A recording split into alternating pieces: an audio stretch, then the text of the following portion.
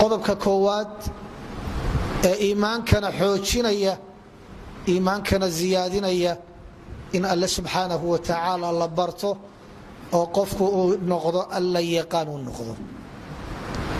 idan iimaankaagu waa inuu ku salaysan yahay cilmi, waa inuu ku salaysan yahay. faclam annahu laa ilaaha ila allah litaclamuu ana allaha calaa kulli shayin qadiir. iclamuu ana allaha shadiid اlciqaab waana allaha gafuur raxiim waclamuu ana allaha casiizu xakiim. aayado aan la soo koobin baa tilmaamaya alla in la barto oo cilmi loo yeesho. qodobka labaad ee aynu u baahannahay si iimaankeennu uu noqdo mid saamayn leh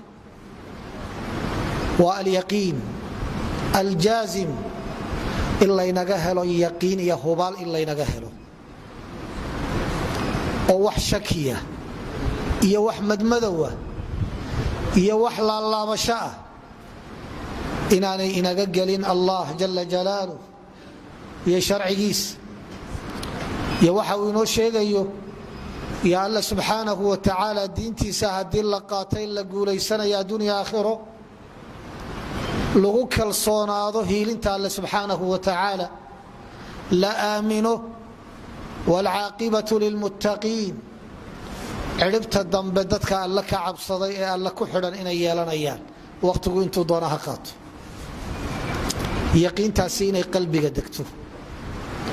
waxaynu joognaa xilli shubuhaadka iyo shakigu u badan yahay, bal laga yaabo kuwan falsafadaha ka hadla ay aad u buunbuuninayaan waxa weeye shakiga in la badiyo oo wax walba la isweydiinayo oo loo odhanayo si aqoon hufan oo dhab aad u hesho waa inaad shaki badan samaysaa, wax walba ka shaki si aad uga gungaadho.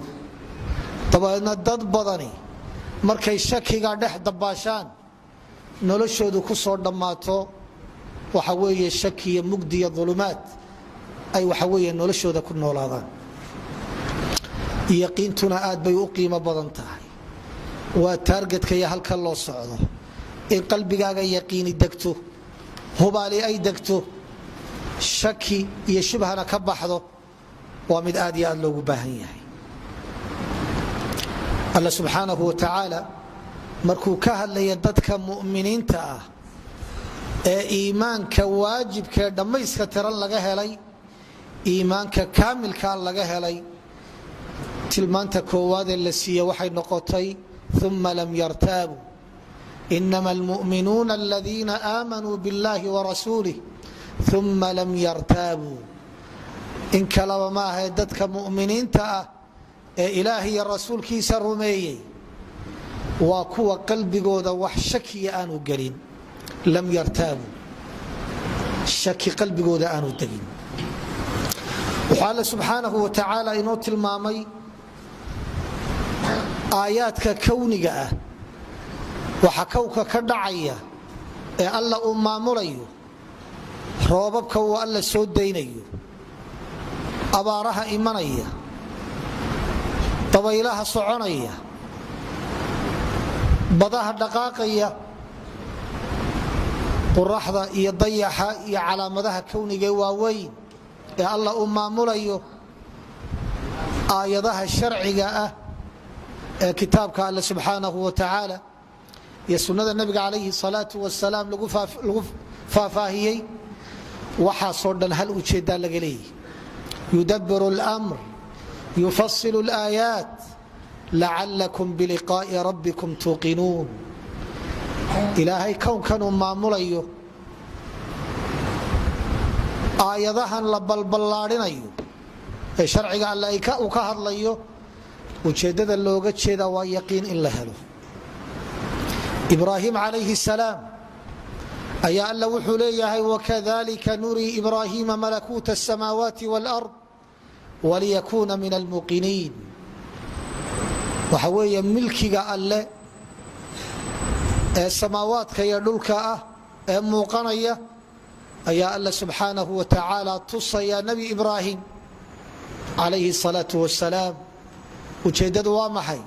waliyakuna min almuqiniin inuu ka mid noqdo kuwa yaqiintu qalbigooda ay degtay. yaqiintaa marka la helo waa ta lagu gaadhayo alimaamatu fi ddiin, qofku diinta hogaamiye inuu ku noqdo.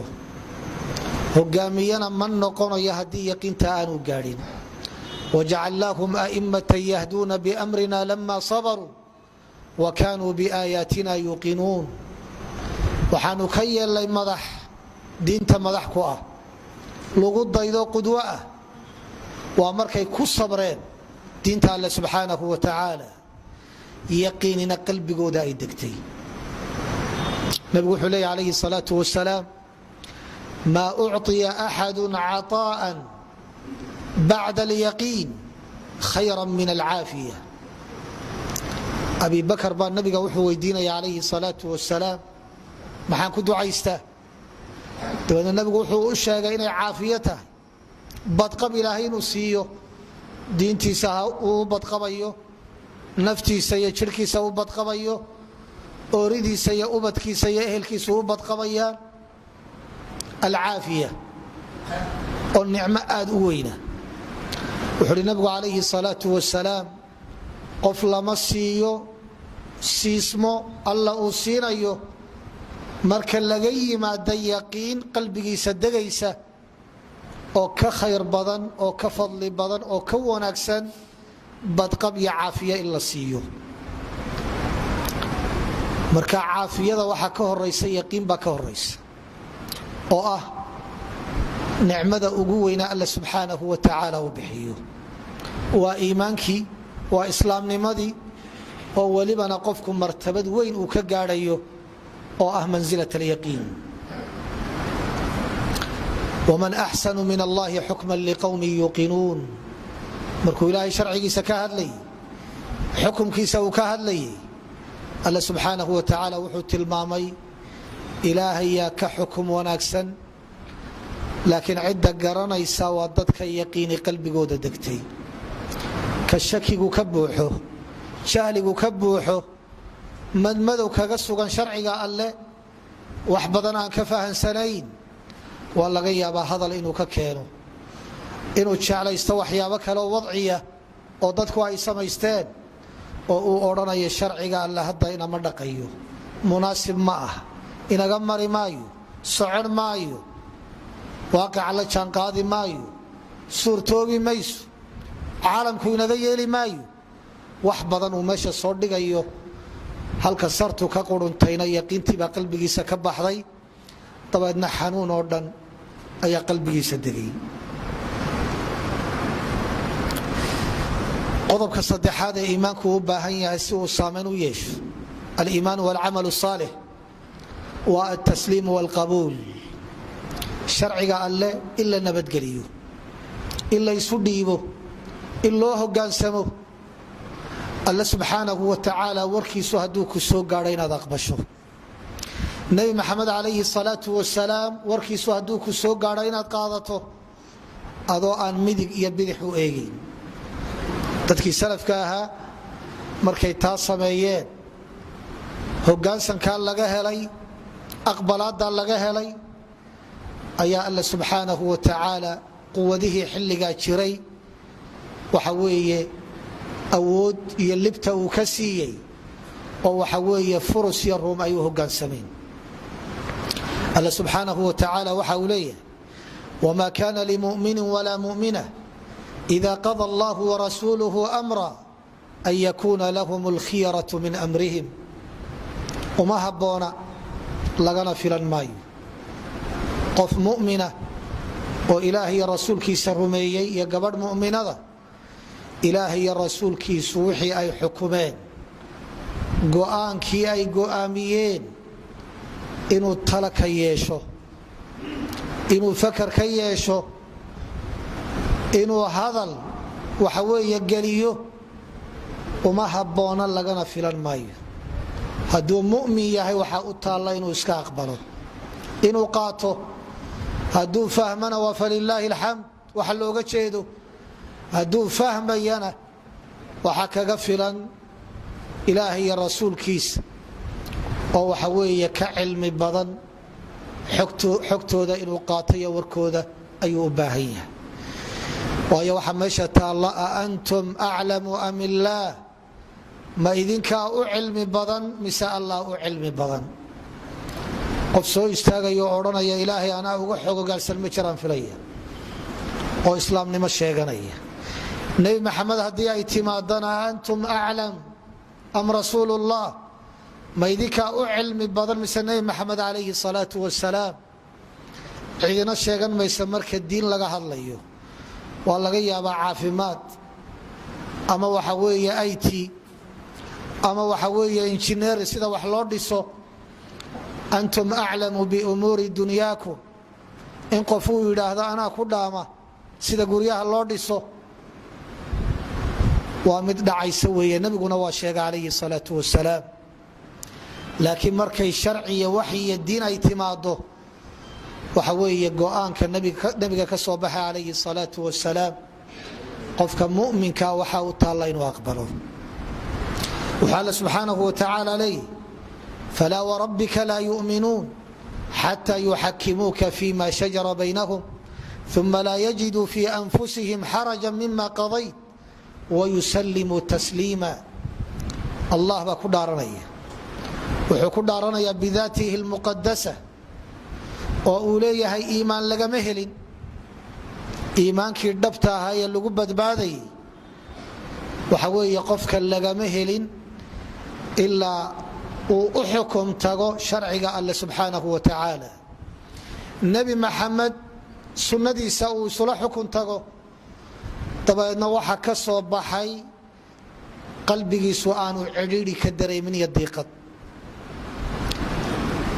oo uu nabadgeliyo, uu hogaansamo, oo waxa weeye aqbalaad iyo nabadgelin iyo uu hogaansan laga helo. markaasaa iimaankiisuu iimaan noqonaya. haddii kale iimaan lagama helin uu ku badbaadayo. wuxuu kaloo alla sheegay inamaa kana qawla almu'miniin ida ducuu ila allahi warasuulih liyaxkuma baynahum an yaquluu samicna waatacna. dadka mu'miniinta ah waxaa looga fadhiyaa haddii uu soo gaadho hadalkii alle iyo hadalkii nabigu calayhi salaatu wasalaam, waxaa laga sugayaa oo keliya samicna waatacna, waanu maqalay waanu ateecnay ayuunbaa laga sugayaa, wax kale loogama fadhiyo.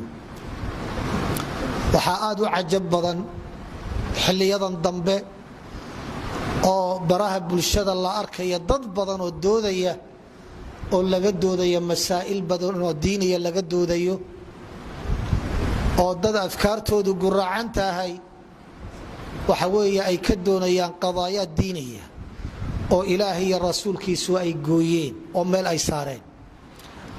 ayaanu ku qanacsanayn, uu doonayaa inuu dood ka keeno mujtamaca, inuu ka hor yimaado uu yidhaahdo aayaddaa aqbali maayo, warkaa nebiga dhegaysan maayana aanu diyaar u ahayn, oo laga yaabo qaar ka midii inay sidaa aaminsan yihiin, laakiin ay ku adag tahay mujtamaca inuu kala hor yimaado. ayaa hadda aad waxaa u badan, waana kolley aragtee baan filayaa. horta anigu diin ka hadli maayo, muslimiin bayna diinta halkaa inoo dhig.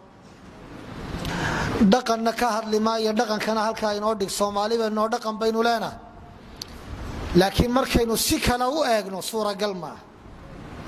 bal intaa adigu isu gee, diinta alla halkan inoo dhig. yacni muslimiin baynaa waynu qaadan, madaxaynu ku sidannaa, dhaqankeenna wanaagsanna madaxaynu ku sidannaa. laakiin markaynu si kale u eegno hawshani socon mayso, lama dhaqan gelin karo. dhibaatooyinkaasay leedahay, waxaasaa ku xeeran, inaga socon mayso. dee qofka caqligale markuu dib isugu noqdo, hadal qofka ka soo wada fulaya ma aha. shakhsiyad daciifa oo aan awoodin ra'yigeeda si cad inay u muujisato, aayado iyo axaadiis baa loo sheegayaa, inuu yidhaahdo waan aqbalay oo waan u hogaansamay, waa wax la fahmay wey. waa taa aynu adiladeeda sheegayno. inuu yidhaahdo ma ogoli oo waan ka gaaloobayna waa warcad laakiin hawl baynu ka hadlaynaa halkan inoo dhig oo ilaahay baba ka hadlay maxaa loo dhigay waxaad leedahay meel inoo dhig waa waxa ilaahay rasuulkiisu ay ka hadlayaan aad bay u badan tahay waxa weeye maanta dooda noocaasi aad bay u badan tahay التسليم haddaynan sharciga alla nabadgelin aynaan aqbalin aynaan u hoggaansamin ficilkeeda ha laga gaabiyo waa masale kale oo qofku markuu aqbalo ee uu hoggaansamo dhaqangelinteeda waxa laga yaabaa inuu ka daciifo waa qof dhowdhow weeye xaalkiisu waa dhowdhow yahay ilaahay inuu u dhaafo u cafiyo gaabiskaas ayaa la filayaa mar hadduu aaminsan yahay ku qanacsan yahay nabadgeliyey isu dhiibay laakiin xilliyada qaar uu ka gaabinaya fulinteeda waa qof xaalkiisu dhowdhow yahay laakiin ka talax tagay waa ka waxa weeye bataatanba ku hawlan baarlamaanada mooshinka keenaya waxa weeye wax sharciga alle subxaanahu wa tacaala khilaafsan marka aayaadka iyo axaadiista loo keenana subxaan allah odhanaya waar muslim baana gaal ma ihi waan aaminsanahay odhanaya qodobka afraad ee iimaanku u baahan yahay waxa ay tahay asidq run in laga sheego daacad in laga noqdo oo waxa aad aaminsan tahay iyo waxa aad ku hadlaysaa inay iswaafaqaan waxa aad aamintay iyo waxa aad ku hadlayso iyo waxa aad dhaqan gelinayso inay iswaafaqsan tahay inaad run ka sheegtay iimaanka oo aad ka dhabayso allana subxaanahu wa tacaala taa waa inugu booriyey أxasiba الnaasu an yutrakuu an yaquluu aamana whm laa yuftanuun walaqad fatana اladiina min qablihim falayaclamana allah اladiina صadquu walayaclamana اlkaadibiin wuxuu alle kitaabkiisa ka sheekeeyey dad odhanaya muminiin baanu nahay ilaahay wuxuu ihi ma waxay u malaynayaan sheegashada ay iimaanka sheeganayaan in lagu daynayo ilaahay waa imtixaanaya waa la fitnaynaya si loo kala ogaado kuwa ka rumaynaya iimaankooda iyo kuwa waxa weeye been ka sheegaya si loo kala ogaado wuxuu alla inooga sheekeeyey dad iimaan sheeganaya وmin الnaasi man yaqulu aamana bاllah وbاlyوم الآkhir wma hm bmuminiin yukhaadicuuna اllaha wاladiina aamanuu waxay sheeganayaan inay muminiin yihiin waa sida dad badanoo baraha bulshada ka hadlaya xaalkoodu yahay muslim baan ah soomaali baan ah ilaahay waan rumaysana xaqiiqadiisuna ay tahay wamaa hum bimuminiin in iimaan aan laga helin oo aanay muminiin ahayn yukhaadicuuna allaha wاladiina aamanuu waxay doonayaan ilaahay inay siraan mana siri karaan waxay doonayaan dadka muminiintaa inay khiyaamaan oo ay siraan bay waxa weeye doonayaan markay sidaas samaynayaan min almuminiina rijaalu sadaquu maa caahadu llaha calayh dadka muminiintaa waxa ka mida dad xula oo wixii ilaahay ay kula ballameen runka sheegaya amaa haada faqad sadaqa maca allah fasadaqa allahu macah ninkii nabigu ka sheekaynaya calayhi salaau wasalaam ee nabiga duulaanka la qaaday wuxuu hi nabigu calayhi salaau wasalaam markuu u dhintay sidii uu u doonayey ee nabigu calayhi salaau wasalaam haniimadii iyo furkii gaalada ayuu qaybiyey qaybtiisi baa la yidhi ha lagu siiyo wuxuu ihi maa calaa haada qaatalt nebi maxamedow waxaan u jihaadaya xoolama yahay iyo qaniimo inaan helo laakiin waxaan u imi oo dagaalka uga soo qayb galay in halkaa waxa weeye layga toogto dagaalkii maalinkii dambe la galay baa halkii uu nabiga u tilmaamay ayaa leebku kaga dhaca ama waranku kaga dhacay nabigaa loo sheegay calayhi salaau wasalaam nebigu waxau ihi ilaahay buu run u sheegay ilaahayna ballanqaadkiisi buu run uga sheegayaa oo u xaqiijinaya sidqi baa loo baahan yahy lima taquuluuna maa laa tafcaluun afkana hadallo wanaagsan in laga odhanayo ficilada la samaynayaana ay xun yihiin carabka wax wanaagsan in lagaga hadlayo qalbigana xumaan lagu hayo iimaanka noocaasi saameyn yeelan maayo waa in iimaanka run laga sheegaa qodobka shanaad al-ikhlaas waa in daacad laga yahay waa in laga marnaysiiyaa istusnimo iyo dad la ismaqashiinayo marka waxa weeye iimaanka lala imanayo in ikhlaas lagula yimaado camalada wan wanaagsan marka la samaynayo ikhlaas in lagu sameeyo oo adiladeedu ay aad u badan tahay aan soo koobkoobay waxa kamida qodobka lixaad almahabba inaad ilaahay jeclaato sharcigiisa jeclaato ilaahay ehelkiisa iyo awliyadiisa jeclaato oo iyaduna aad iyo aad u weyn almahabba in waxa weeye jacayl laga helo wuxuu leeyahay nabigu calayhi salaatu wasalaam ثلاث من كن فيه وجد بهن حلاوة الإيمان أن يكون الله ورسوله أحب إليه مما سواهما وأن يحب المرء لا يحبه إلا لله إيمانك معانكيسا يرددنكيسا ونكسن لهلي مايو إلا إلهي الرسول كيسا آد شعلاته dadka ay jecel yihiinna ilaahay dartii aad u jeclaato ilaa dhaqannada laga helo iimaanka macaankiisii iyo dhammaystirankiisii maad gaadhin haddii waxa weeye aad leedahay mu'min baan ahay muslim baan ah awliyada alle iyo dadka wan wanaagsanna aad dagaal kula jirto sida hadda dhacda duulaan baahsan baa lagu hayaa culimada oo la doonayo waxa weeye in saaxada laga saaro oo haddii mid ceeb lagu arko culimadoo dhan lagu wada qaadayo tuhum aan xad lahayn oo joogto ah la tuhmayo markaan masalada aan ka hadlayo waxaan idhaahdaa ninku hadduu shiikh hebel taarget ka dhigto uu dabagalo waxaa dhici karta dee shiikhaasi inuu waa bini aadana ku baydhay ama uu wax ka tirsanayo ama ay isku dhaceen laakiin haddaad aragto mid culimmada saaran isagoo aan hebel iyo hebel odhanayn waa nin qalbigiisu buko ujeeddo kalena kale waa kuwa aynu ka hadlayno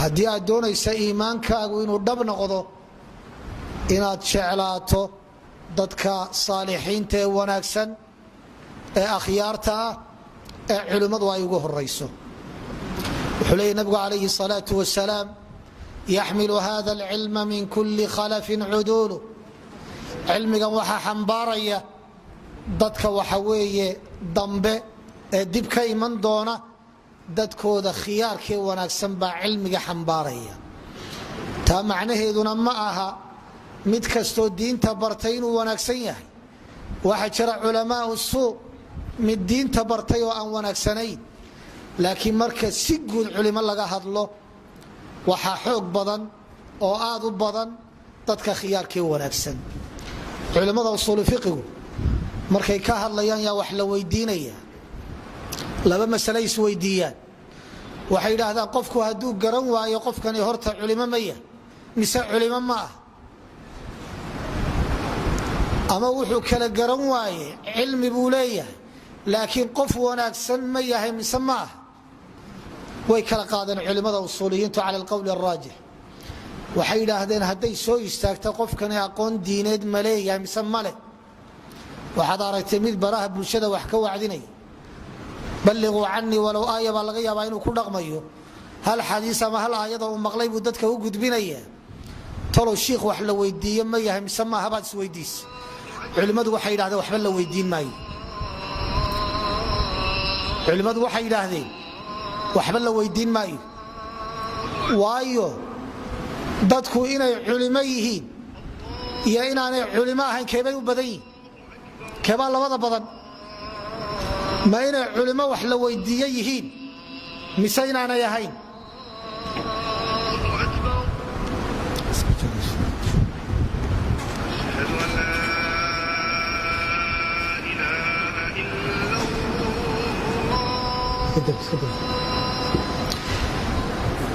waxa badan dadku inay culimo yihiin mise inaanay ahayn jawaabtu waa xaggiin ya keebaa badan inaanay ahayn baa badan. jawaabtu waxay noqonaysaa ninkan hadda hadlaya aayado iyo axaadiis ha daliishado sida dadku u badan yahay baad ku xisaabinaysa, diin weydiin maysid. haddii ninkii aad aragta cilmigiis inuu cilmi leeyahay laakiin aad isku qabato tolo mashiikh wanaagsan baayo khiyaara mise diinta waa bartee waa ciyaalo suuq oo kuma camal falo baad isweydiis. dadka diinta bartay ma waxay u badan yihiin inay dhaqan geliyaan mise inay dayacaan? keebaa loo badan yihi? dee inay dhaqan geliyaan bay u badantahay hadduu diinta alle subxaana wa tacaala barto. marka waxay yidhaahdeen haddaad kala garan weydo ma culima mise ma aha waxba weydiin maysa. laakiin haddaad ku qanacdo inuu caalin yahay laakiin tolow ma wuxuu yahay faasiq mise waa cadl, waxbaad weydiinaysaa, waayo culimmadu waxay u badan yihiin inay cuduul yihiin. marka ninka si guud culimmada u dhaleecaynaya waa qof diinta alle subxaanahu wa tacaala duulaan kula jira. qaar badan baa ku soo dhuumanaya macsuum ma aha iyo wixii la mida, waxa weeye taa cidi ka hadli mayso. ra'yiga uu sheego waa lagaga daba tegi karaa, laakiin si guud dadka diinta alle ku hawlan ee bartay ee gudbinaya, dadka sida guud u dhaleecaynaya waa dad qulubtooda iimaanku ka maran yahay weeye. qodobka xiga, haddii iimaankeennu aynu doonayno inuu saamayn yeesho waa inaad ictizaaz ku samaysaa, waa inaad ku faantaa, waa inaad lib iyo sharaf aad ka doontaa. alla subxaanahu wa tacaala wuxuu leeyahay laqad anzalnaa ilaykum kitaaban fiihi dikrukum afalaa tacqiluun. waxaanu idiin soo dejinnay kitaab sharaftiinnu ay ku sugan tahay. wainahu ladikrun laka waliqowmik, adiga iyo qowmkaaga iyo ciddii ku raacday sharaf buu idin yahay. man kaana yuriidu alciza falilaahi alcizatu jamiica, qofka cizo iyo sharaf doonaya cizada iyo sharafta dhammaanteed ilaahay baa haya. walilaahi alcizatu walirasuulih walilmu'miniin walaakina almunaafiqiina laa yaclamuun. cizada iyo sharafta ilaahay baa iska leh, ilaahay baa haya, waxaa iskale rasuulkiisa, waxaa iskale dadka mu'miniinta ah ee iimaanka dhabtaa laga helay.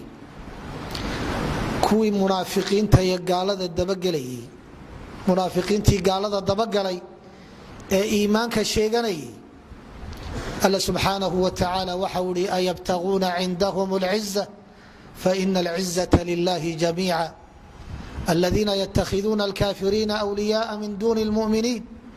gaaladay dabagelayaan, waxa weeye raacayaan, wax moodayaan, wax bidayaan. ilaahay waxau ihi ayabtaguuna cindahum alciza, ma sharaf bay ka raadinayaan gaalada markay dabagelayaan ee qawaaniintooda la qaadanayo, sidooda loo labisanayo, waxa weeye majaalaadka nolosha kala duwan laga qaadanayo, ma sharaf bay ka raadinayaan. faina alcizata lilahi jamiica, sharaf dhammaanteed allah baa iska leh. waxaa tusaale inoogu filan dadkii tagay ee wanaagsanaa oo saxaabadu ay kow ka ahaayeen, iimaanka markay xaqiijiyeen waxay ka dhaxleen cizay ka dhaxleen. tusaalayaal badan baa jira laakiin mid baynu soo qaadanaynaa wakhtigoo kooban. khilaafadii cumar bnu lkhaaab markuu tegay shaam, baytulmaqdis uu aaday, abuu cubaydoo ka talinaya uu soo dhoweeyey oo ciidamada hogaaminayay, oo dadkii gaalada ahaana ay sugayaan iyo madaxdoodu, ayaa cumar waxa uu xidhaya, waa khaliifkii muslimiinta ee dunidaba ka yaabiyey, wuxuu xidhan yahay go iyo hoosgunti dhowr iyo 10 goobood oo karkare ay ku yaalaan, meelo qudxaan jeexjeexeen ama ka soo dhacay oo la karkaray oo la kabkabay ayaa ku yaala. gaadiidka uu fuushan yahay waa awr, welibana inta uu ka soo degay ayaa meel biyo marayn oo laga gudbayay buu kabihiina la baxay, cagihiioo dhooqa leh ayuu meeshii ka soo baxay. gaadiidka uu wataa waa gaadiid caadiya, maryaha uu xidhan yahay waa maryo aad u hooseeya, u dambeeye islaamkii soo maray ka mida ayaa waxaa la yidhi wafdi yuruba kuu imanaya. wafdigaasina wuxuu caado u leeyahay inuu aad u soo labisto. waxaanu kugu adkeenaynaa kulanku berri buu dhacayaa barqada inaad waxa weeye labis gaara oo welibana ay u xuleen inaad ku soo labisato. waxay yidhaahdeen nimanka inaga giiji. kulankii markii la isugu yimi ee wafdigii uu soo fadhiistay baa khaliifkii u soo baxay. wuxuu soo xidhay labisyadiisii kuwii ugu hooseeyey buu soo xidhay. aad bay uga naxeen la taliyaashiisii iyo iskaafkiisii. waxay yidhaahdeen wallaahi hadda idin yasayaan oo odhanayaan waar odaygii dhammaayee u talinaya bal wuxuu xidhnaa miyaydaan arkin. wuxuu sameeyey seeftii cumaaniga ahayd ee astaanta u ahayd ayuu waxa weeye isaga iyo wafdigiisii ka hor qotomiyey. wafdigiina waa la sheekaystay. shirkii markuu dhammaaday bay laabteen. wuxuu idhi bal waxay ku sheekaysanayaan soo dhegadhegaysta. iyagii baa la waraysta. waxaa la yidhi khaliifka iyo shirkii aad la gasheen maxaa ku qiimayseen. waxyaabaha laga filanaya waxaa ka mida khaliifku waa fiicnaa, si fiican buu noola hadlay. waxaanu diidnay istaayilkiisaanu diidnay, qaabku u labisnaa munaasib umay ahayd. waxyaaba noocaasay ka filanayeen, waayo waa sida iyagu aaminsanaayeen. waxay yidhaahdeen maasha allah buu ah. waxay yidhaahdeen labiskiisa iyo maxaa ku qiimayseen. waxay yidhaahdeen maxaanu labis eegnaa, seefta bilicdeedaanu kaga mashquulnay bay yidhaahdeen, oo aanu ahayn talow seeftan imise idinka dish. waa tii meelo badan laydinkaga qabsaday, seeftaanu kaga mashquulnay bay yidhaahdeen labiskiisa. markay soo laabteen bay warkii u sheegeen. wuxuu idhi haybadda iyo karaamadda waxaynu ku leenahay seefahaasaynu ku leenahay, aynu gaalada birta kaga aslayno. laakiin labis iyo megatiin iyo istaayil yaroo lagaga dayanaya iyaga waxa weeye qiimo inoo yeeli mayso, oo day xaggooda laga keenaya ama iyaga laga soo talanayo. iimaanka waxaynu kaga baxaynaa qodobka ugu dambeeya alisticaanatu billaahi caza wajal. ilaahay waxa weeye in lala kaashto oo loo kaalmaysto oo isaga waxa weeye la tala saarto. taana tusaalayaasheedu aad bay u badan yihiin. qodobka ugu dambeeya waa addifaac wa nusratu diin illaahi caza wajal.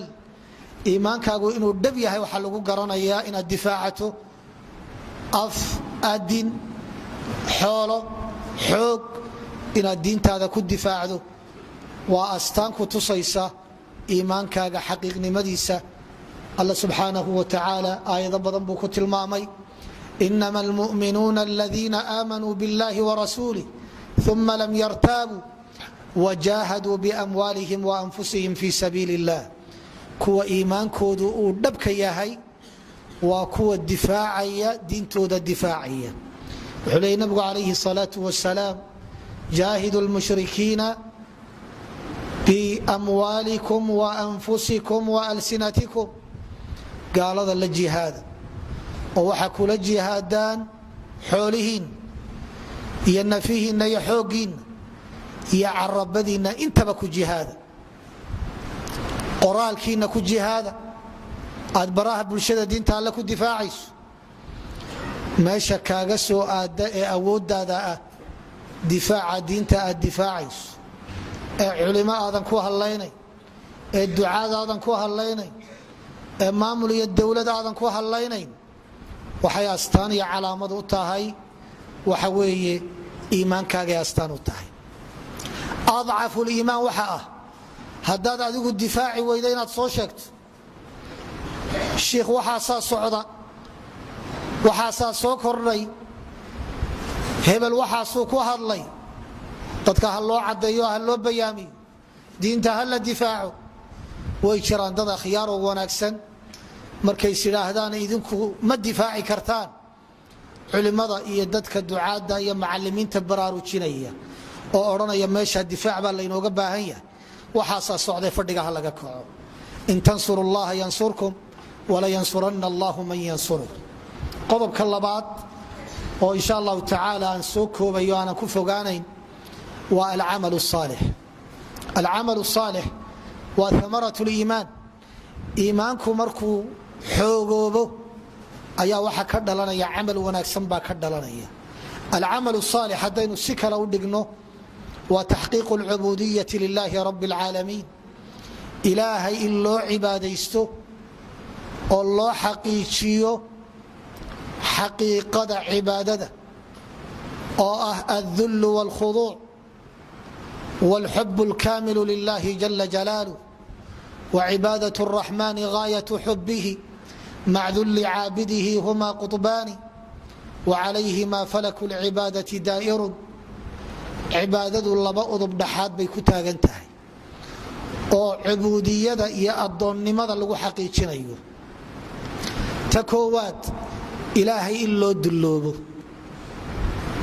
الذل والخضوع ilaahay in la isu dhiibo loo hogaansamo oo tadallul aad muujiso shacaa'irta ugu waaweyn ee lagu muujinayana waxaa ugu mudan salaada ilaahay loo tukanayo salaada ficilada la samaynayana waxaa ugu sii muuqda oo cubuudiyada lagu muujinayaa iyo tadallulkaas iyo hogaansankaas iyo isudullayntaas waa sujuudda weeye sidaa awgeed baa marka salaada laga hadlayo in badan kitaabka iyo sunnada waxaa ku badan iyadoo salaadii laga cabirayo sujuud wakun min asaajidiin kuwa sujuudaya noqo faacinnii calaa nafsika bikahrati sujuud sujuudda badi waxaa looga jeedaa salaada badi waxaana sujuud loo sheegay waxyaabaha salaada lagu sameeyo shay ka mida si gaara loogu sheegayaa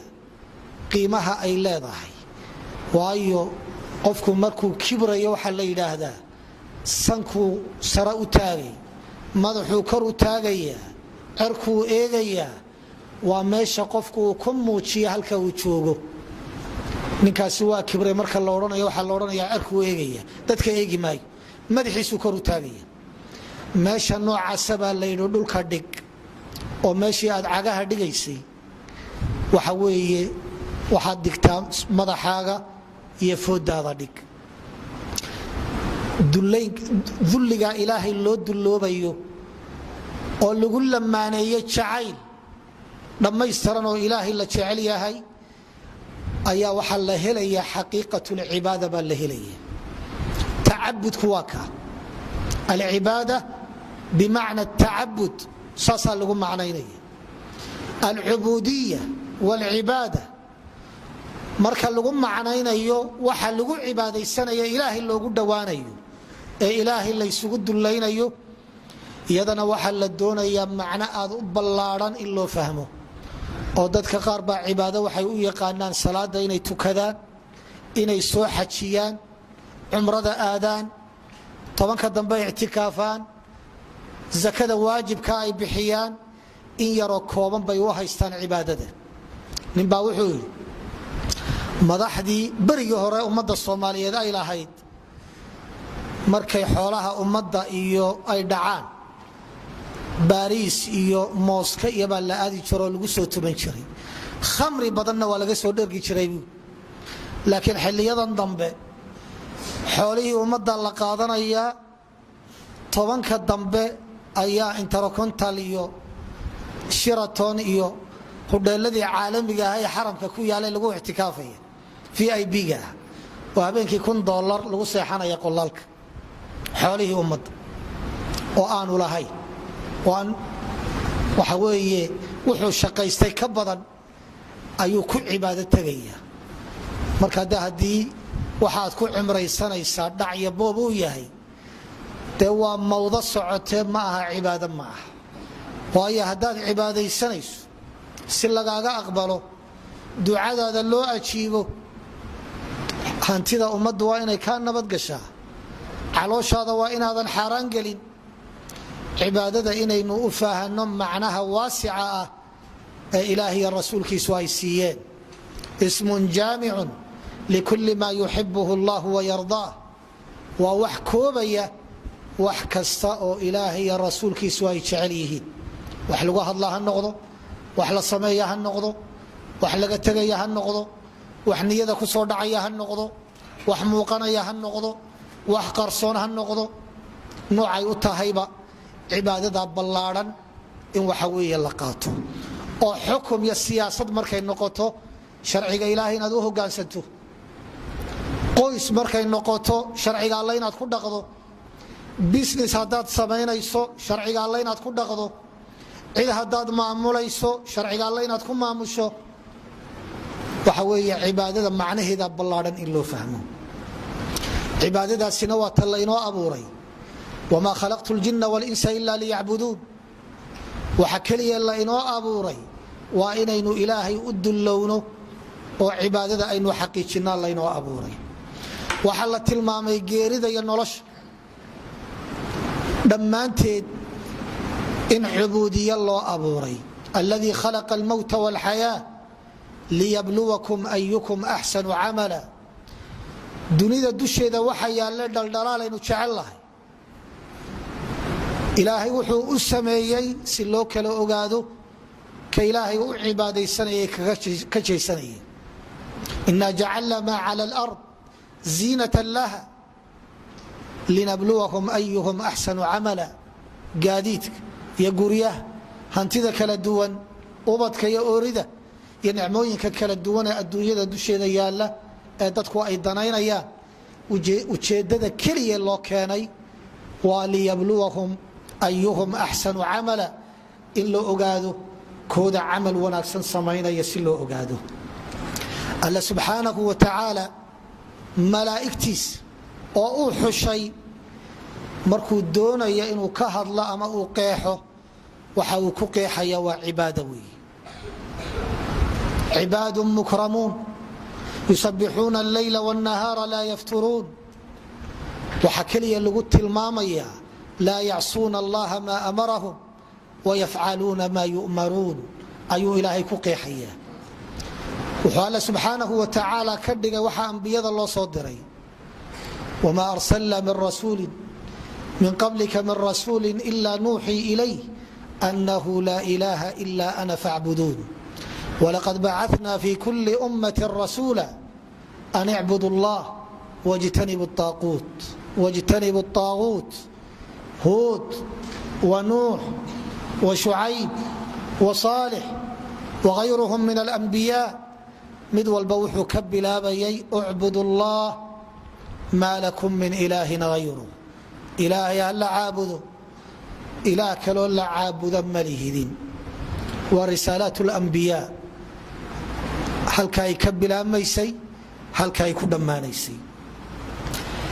bal nebi maxamed calayhi الsalaau wasalaam xaaladaha ugu dhammayska tiran ee nebigu uu ku sugan yahay, magac ka wanaagsan addoonnimo waxa weeye ma jirto. ilaahay wuxuu jeclaysta xaaladaha ugu karaamada badan, ugu qiimaha badan ee nebi maxamed uu ku sugan yahay calayhi الsalaau wasalaam, waxaa lagu sheegaya inuu addoon yahay. xaalaadka waxaa ka mid ah waxyiga, faawxaa ilaa cabdihi maa awxaa.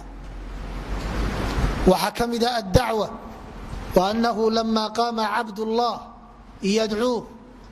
markuu dacwada gudbinayo waxaa loo doortay magaca cabdullah, addoonkii alleh. markii loo dheelmiyey ila asamaawaati alculaa, xagga sare loo guuraysiiyey, waxaa loo doortay addoonnimo. subxaana aladii asraa bicabdih. qur'aanka soo dejintiisa, alxamdu lilaahi aladii anzla cala cabdihi اlkitaab. ataxadii biاlqur'aan, qur'aanka markii lagu carinayay gaalada ee la yidhi bal mid la mida keena, waxaa loo doortay nebi maxamed addoonnimo. wain kuntum fii raybi mima nazalna cala cabdina faatuu bisuurati min milih. waxaasoo dhanna waxaa looga jeedaa, waxaa karaamada iyo qiimaha lagu helayaa waa in la xaqiijiyo wixii alla subxaanahu wa tacaala uu inoo abuuray. alcubuudiya markaynu soo koobno, waa waxa nabigu inoo jideeyey calayhi الsalaau wasalaam. maalin walba waagu markuu kuu baryo inaad ku ducaysato intaadan hawl kala gelin. xadiiu ummi salma radia allahu tacaala canha waxay tihi nabigu calayhi الsalaau wasalaam maalin walba salaada subax markuu tukado intaanu hawl kala gelin wuxuu ku ducaysanaya allahuma inii as'aluka cilma naafica warisqan طayiba وعملا متقبلا إلهي waxaan ku weydiisanayaa cilmi naafica waxtar leh risq xalaalana waa ku weydiisanayaa camal la iga aqbalayna waan ku weydiisanayaa cilmigu hadduu naafic noqdo wuxuu naafic noqonayaa marka la dhaqan geliyo ee camalku uu raaco الرزق الطيب xalaal in la raadiyaana waa camal wanaagsan oo xaaraantii laga fogaado وعملا متقبلا iyo camal la iga aqbalay idan ducaduba waxay isugu soo biya shubanaysaa alcubuudiyatu lilah oo qofku markuu waagu u bariyo inuu adoonnimada alle inuu xaqiijiyo oo alle subxaanahu wa tacaala uu caabudo inuu doonayo ayaa waxa weeye meesha ka soo baxaysa cibaadadaasina waa cibaadada aynu tilmaannay ee alla uu leeyahay yaa ayuha aladiina aamanuu dkhuluu fi silmi kaafa dadka muminiinta ahaw diinta alle wada qaat oo qaybna ha qaadanina qaybna ha ka tegina diinta soo gala si dhammaystiran oo ha kala reebina oo waxaa laga yaabaa ninkii xubinka baarlamaan noqday ama mas-uul ka noqday inuu salaada ku dadaalayo sakada bixinayo khayr badan uu samaynayo cibaado badan samaynayo laakiin marka xukum loo yimaado uu noqonayo qof kale oo sharciga alla aanu dan ka lahayn waxaa laga yaabaa inuu salaadayo cibaadaysanayo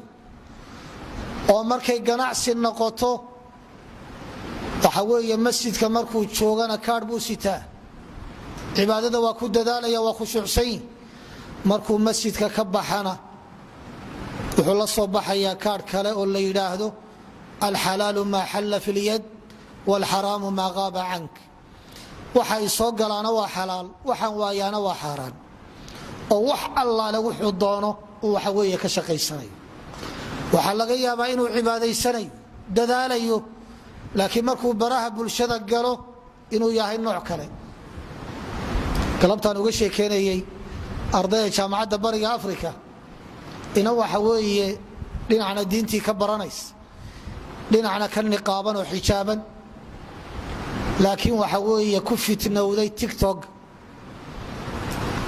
markay bulshada dhex socoto dee way tilmaamantaha xijaab dhammaystiran ilaa niqaabkii bay sidataa dhaqan wanaagsan baa lagu yaqaanaa tictokgii baa laga soo helay saaxiibadeed iyadoo caalam kale ku jirta oo xijaabkii dhigatay oo dabada ruuxaysa boodboodaysa oo dee qaabdarnitii ugu dambaysay waxa weeye samaynaysa waa taa alle subxaanahu wa tacaala uu ka hadlayo inuu qofku xaqiijiyo cubuudiyada alle subxaanahu wa tacaala markay afraadu xaqiijiyaan iimaanka aynu ka warbixinnay camal saalixa oo nolosha qaybaheeda kala duwan saamaynayana laynaga helo marka noocaasa ummaddu awood yeelanaysaa jiritaankoodu xoogoobayaa cizo iyo sharaf waxa weeye ay helayaan ummaduhuna ay ka haybadaysanayaan go'aan qaadasho